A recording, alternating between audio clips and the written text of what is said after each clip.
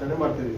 But ನಮಗೆ ಗೊತ್ತಿದ್ದಂಗೆ ಇತ್ತೀಚಿನ ದಿನಗಳಲ್ಲಿ ಏನಾಗಿದೆ, ಕೆಲವೊಬ್ಬರು ಪಟ್ಟಭದ್ರ ಹಿತಾಸಕ್ತಿಗಳಿಂದ ಏನಾಗ್ತಾ ಇದೆ ಅಂತಂದ್ರೆ ಈ ಒಂದು ಹಬ್ಬವನ್ನು ಒಂದು ಕೋಮಿನ ಸಂಕೇತವಾಗಿ ಇನ್ನೊಂದು ಕೋಮಿಗೆ ಧಕ್ಕೆ ತರುವಂತ ಒಂದು ಬಹಳಷ್ಟು ಪ್ರಸಂಗಗಳು ನಡೀತಾ ಇದ್ದಾವೆ.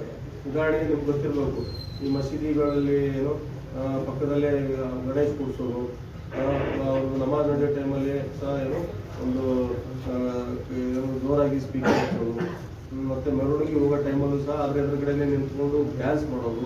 ಸೊ ಈ ರೀತಿಗಳೆಲ್ಲ ಇವೆಲ್ಲ ಏನಾಗಿದೆ ಅಂತಂದ್ರೆ ಇವೆಲ್ಲ ಸಮಾಜದಲ್ಲಿ ಅಶಾಂತಿಯನ್ನು ಮೂಡಿಸುವಂತ ಒಂದು ಇವೆಲ್ಲ ಏನು ಕೆಟ್ಟ ಒಂದು ಸೂಚನೆ ಇದೆ.